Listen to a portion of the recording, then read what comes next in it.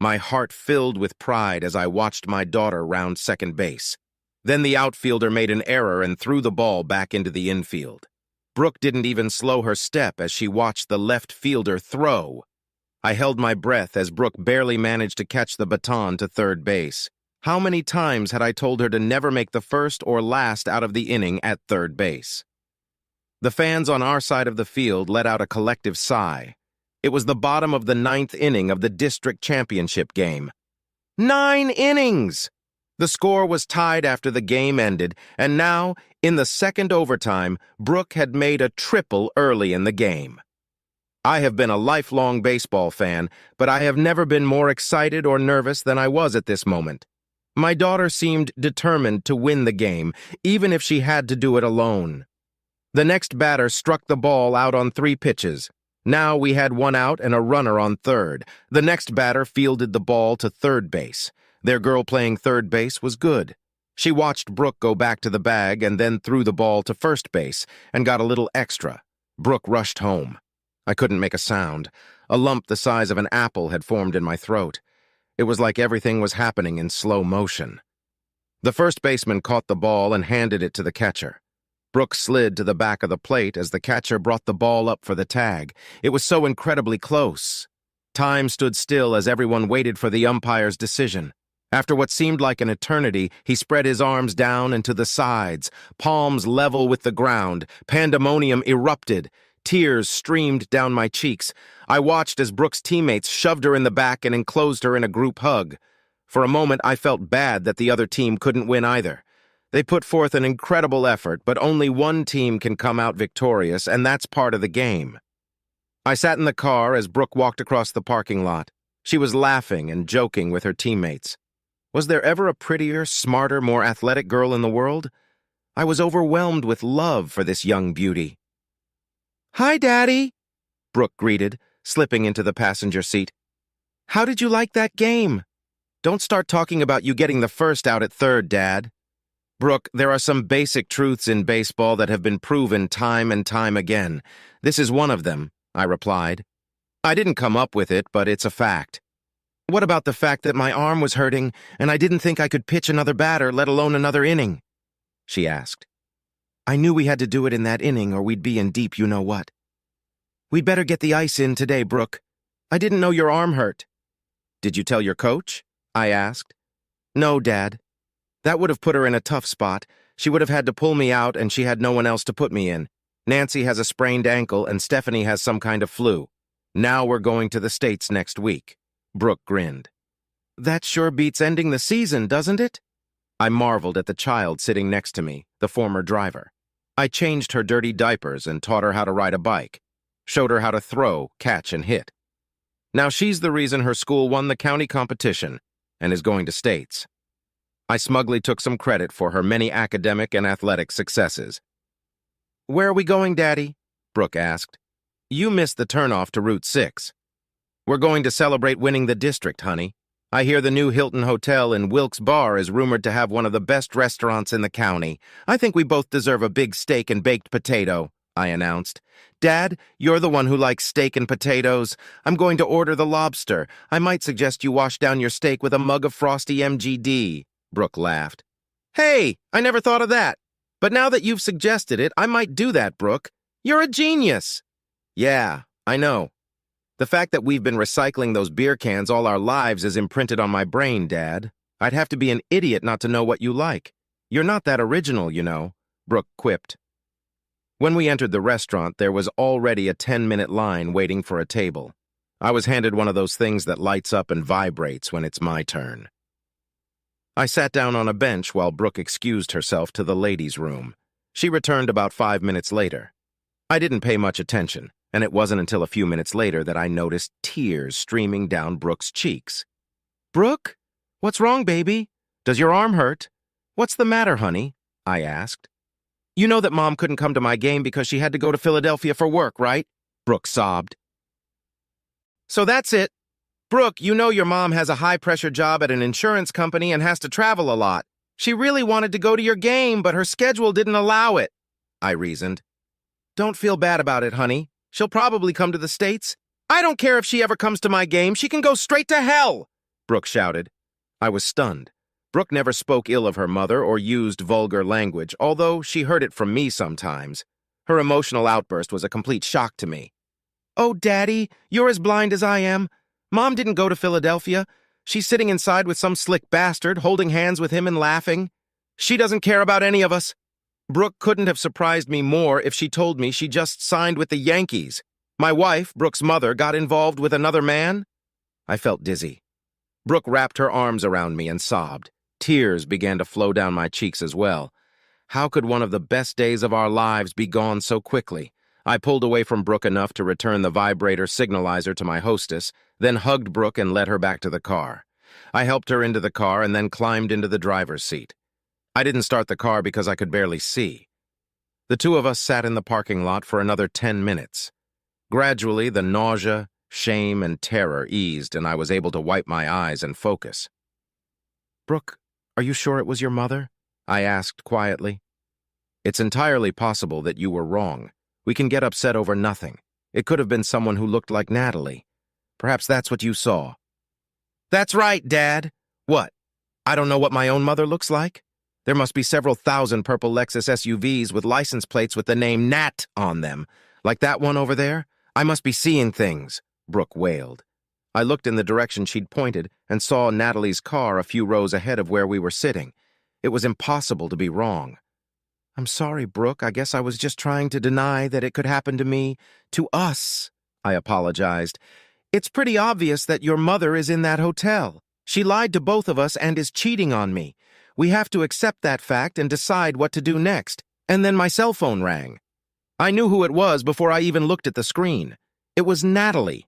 I didn't want her to realize that Brooke and I knew where she was and what she was doing. At least not before I could decide on a course of action.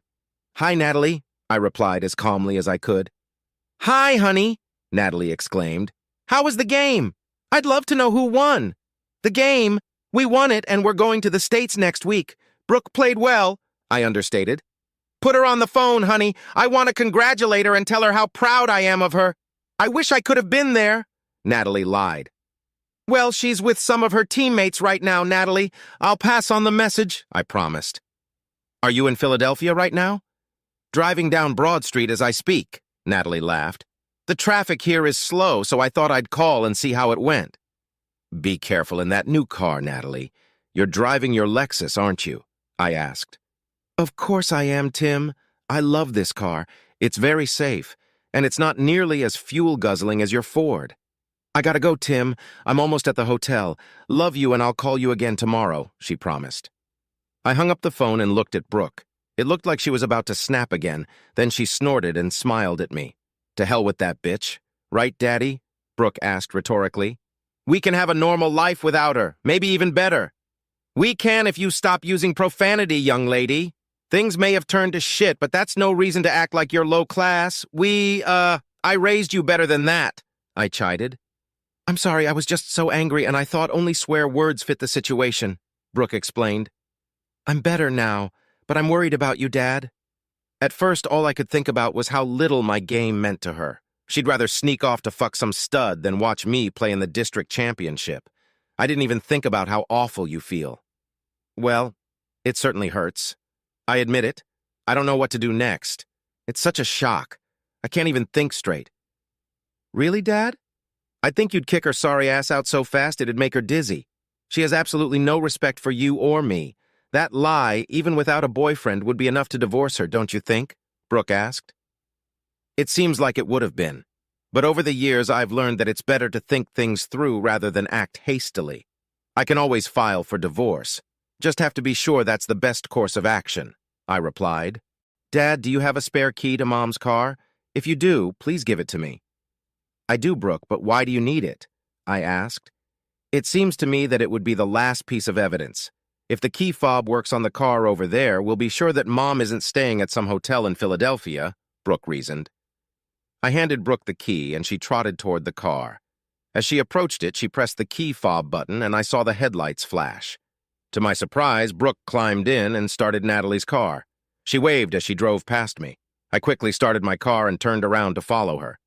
I didn't have to follow her very far. She drove a block, pulled into the Best Western parking lot, reached the back corner, and jumped out. As she approached my car, she pushed the button to lock Natalie's car, then climbed in with me. "This is just a small slice of how Mom's life will go," Natalie laughed. "Imagine when she can't find her car. She won't be able to report it stolen in Philadelphia. Her story will fall apart when she's questioned by the police. If she reports it stolen here, she'll have to explain why the car was here when she said she drove it to Philly. Lying complicates things." I didn't know whether to be proud of Brooke or make an appointment for her to see a psychiatrist. Such a brilliant idea would never have occurred to me. But the more I thought about it, the more I liked it. Let Natalie learn firsthand how lies can bite you in the ass. We stopped at a Burger King a few miles down the road and had some fries and a hamburger, then headed home. Brooke started asking thought-provoking questions. "How long do you think Mom has been running around behind your back, Dad? Do you think she's done it a lot of times? Why do you think she does it? Is she a sex maniac or something? How was your love life with her?" "Brooke, I've been thinking about it. She's been really nice to me in the bedroom lately. I can't really complain about that. As for how long and how long ago, I have no idea. I never thought she was particularly promiscuous," I admitted. Obviously, I had no idea anything was wrong. "I bet she started when she started acting particularly sexy with you. Women do that to minimize their guilt." "How long ago did she start it?" Brooke inquired. "I don't know. Probably over the Christmas holidays. I thought life had been going great for the last 5 months. I know Natalie has been absent more than usual, but she always seemed eager to make amends," I allowed. Somehow, it seemed perfectly normal to discuss the intimate details of my sex life with my daughter. We'd always been close. It brought us even closer together. For a 17-year-old, Brooke was surprisingly mature in so many ways. Sex had never been a taboo topic in our house. Natalie and I felt we should always be honest and open when discussing it with Brooke. We wanted her to understand the dangers and pitfalls of starting sexual activity too early. "You know you need to go to the doctor for a checkup, right? You don't know who the stud has been with, do you, Dad? Everyone he's slept with, you could say he's slept with you too, as far as diseases are concerned," Brooke cautioned. "You should also buy condoms if you're going to keep sleeping with Mom." "Brooke, I'm not going to buy condoms. Wouldn't that be a strong indication that I suspect something? Your mom isn't stupid, even though she acts like it," I added. "But I can't have sex with her anymore. I don't want to be intimate with her anymore. I'll go for a checkup and just find ways to distract your mother until I decide what to do next." "Just make sure you take care of yourself, Dad. I'm going to depend on you more than ever. When you decide to divorce her, I'll come live with you, that's for sure." Brooke was adamant. "Why are you so sure it's going to end in divorce, Brooke? Isn't it possible that Natalie and I can work things out? Dad, you're always gentle and kind to Mom and me, but I know how you think and feel.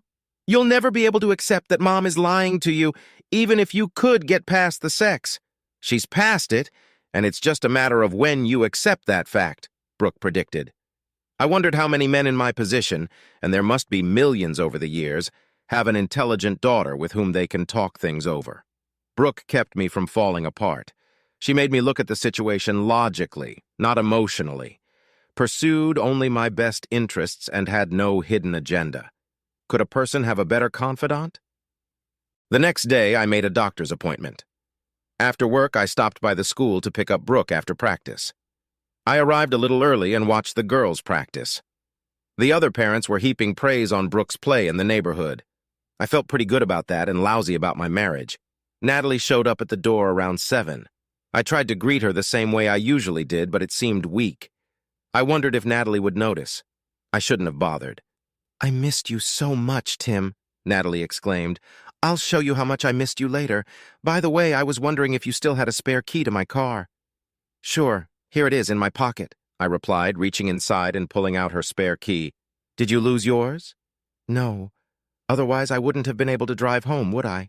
Natalie answered a little too quickly. "I just thought I should have a spare in case I lost mine." "Okay," I agreed, and handed her the key. She must have found her car, but she was suspicious of how it had been moved. She would be more careful now. As if on cue, Brooke walked into the room. "Hey, Mom, how's Philly? Did she have a good time?" she asked. "I didn't expect to have a good time, Brooke. These meetings are long and hard," Natalie insisted. "They're not fun." "Okay, Mom. Long and hard, but not fun. I'll remember that. Why do you keep working if you're suffering so much?" Brooke wondered. Daddy makes good money and you're smart. You could find something that gives you more free time to spend with us. I love my job most of the time. Besides, I won't always spend so much time traveling. I think things will settle down by the end of the year, and then I'll have plenty of time to spend with you. You'll see. Natalie carried her small suitcase into the bedroom and closed the door. Brooke gestured for me to follow her into the kitchen. Did you hear that, Dad? It looks like her lover will be moving out by the end of the year, and then you can have Mom. How's that for a deal? Lies and possible STDs for another 6 months or so, and then it's all over unless she finds a new stud, of course. Can you live with that decision? Brooke asked. You take too much out of one sentence, Brooke, I remarked. It may not be what she said, and it's probably not what it's all about. Remember, I grew up around both of you, and I know how you both think. Mom thinks that she can have this affair and then go back to normal next year, and no one will be hurt by it, Brooke argued. Well, that's a moot point, Brooke. I can't live with that arrangement for long. I can't live with it for a day. It's really stressful for me, I admitted. Well, it's going to stay that way until you take steps to resolve the situation, Dad. These things don't just go away. You know that. That night I told Natalie that my back and head hurt. But even then, she suggested that I lie still, and she would do the work. It took some effort to talk her out of sex. That's what my life has come down to. I have to talk my own wife out of having sex with me. I really resented that. The next night, as I watched Brooke's team finish practice, it seemed to me that the mothers of several of the girls were friendlier than usual. Brooke noticed it too. She mentioned it on the way home. Daddy, did I see Emily's mom holding your hand while talking to you? It looked like she was pressing her breasts against your hand. It's no accident when a woman does that, Brooke assured me. Then I saw Mrs. Thomas offer you a drink of her soda. Looks like you've suddenly become a stud among softball players' parents. I thought it was weird, too, I admitted. I had the distinct feeling that these women were unusually friendly for some reason. Could it be that because you're about to be free, they're lining up to sign you? Brooke wondered. What exactly are you talking about, Brooke? They don't know that I might become free. Besides, my market value isn't that high, I concluded. I may have mentioned in a conversation with the girls in the locker room last night that my mom is cheating on you, Brooke said. Emily and Steph were especially interested in finding out about it. Over the past few years, both of their fathers had left their moms. They thought you would make a good stepfather. Apparently, their mothers agree. I was again amazed at what my daughter said. She told her teammates that Natalie was cheating on me. Why not just put it in the paper and on the internet? What were you thinking? It's not something everyone needs to know about, Brooke. It's very embarrassing for me. Have you considered that maybe other people already know, Dad? Isn't it even more embarrassing to be ignorant of a situation that everyone else knows about? The girls already know about it. Trudy's mom saw your loving wife and a man walk into that hotel room a few weeks ago when she was there for a conference. The only difference is that now the girls' moms know that your mom's cheating mom knows about it, so it won't seem like they are destroying the family. Let's face it, our family is pretty well ruined as it is, Brooke concluded. How many times can you shock someone before it becomes normal and stops being shocking? Other people knew I was a cuckold. Somehow that made everything that was happening seem even worse. The last shred of pride had been ripped out of me. After this week, nothing could surprise me. There's more, Dad. Sarah had been complaining since last winter that Dad wasn't home much. She told us last week that they were moving after Thanksgiving because the insurance company her dad works for was moving him. Last night, Trudy's mom saw Sarah's dad picking her up after practice, and guess what? She recognized him as the same stud who sleeps with her mom. Tonight I went with Sarah to her car and made sure of it. He is the same guy who was with her the night I saw them. All this information made my head spin. How did the kids manage to find out so much? Could it all be a coincidence? Is there such a thing as coincidence? Could our children know us that well? Why did I even pretend to think about this? All I have to do is ask Brooke. What am I supposed to do now, Brooke? I moaned. I can't think straight anymore. Well, I'm glad you asked, Dad. I knew you'd look like a pretty good catch to most soccer or softball moms. These ladies confirmed that today. You don't have to put up with a woman who lies and cheats. You deserve better, and I'm going to help you get it. But first, you need to get rid of the ballast. It was the night before Brooke's first state playoff game. and Natalie had to leave for another business trip. She promised Brooke that she would drive all day if she needed to in order to get back in time for the start of the game. That last lie helped ease our consciences. There was a knock on the room door from room service. A bottle of champagne was brought in.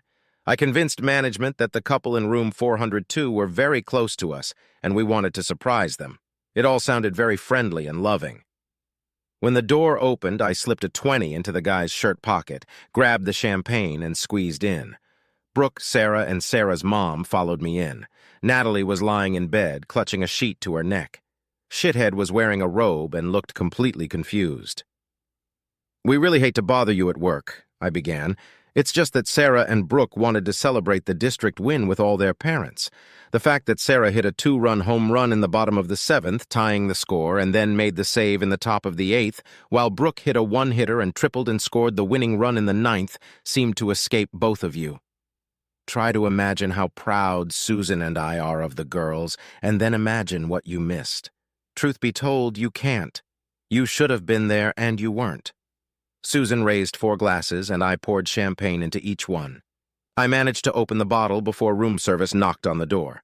I handed a glass each to Natalie and Shithead. "To truth and to the success of our daughters," I toasted.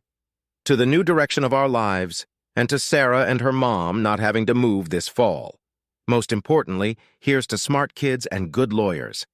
Sarah's mom, Susan, and I sipped fizz while the girls drank sodas. "Don't bother coming home, Steve. Sarah and I will get along just fine without you. My lawyer assures me that the settlement will allow me to keep the house and live a life of ease. Sarah won't have to change schools again. You get to keep the whore, so I think it's pretty fair." Susan grinned, but without any mirth. "Tim! Brooke!" Natalie screamed. "I love you both. Don't do anything rash. Nothing is what it seems." "Well, I'm glad to hear that, Natalie," I said, relieved. "Because it looks like you're lying naked in bed with that asshole. What part am I seeing wrong?" "Look on the bright side, Mom," Brooke added. "You won't have to lie to avoid attending my events. You'll be able to sleep with anyone anytime without feeling guilty. You won't have to worry about giving Daddy an STD. You'll never have to see how upset he got when he found out he was a cuckold. I know you want the same thing for Daddy that I do, which is for him to be happy. Somehow, I think he'll be happy now. Thanks for everything, Mom. Just don't embarrass me by showing up at any event I'm involved in, okay?" All 4 of us walked out the door, and Natalie sobbed softly.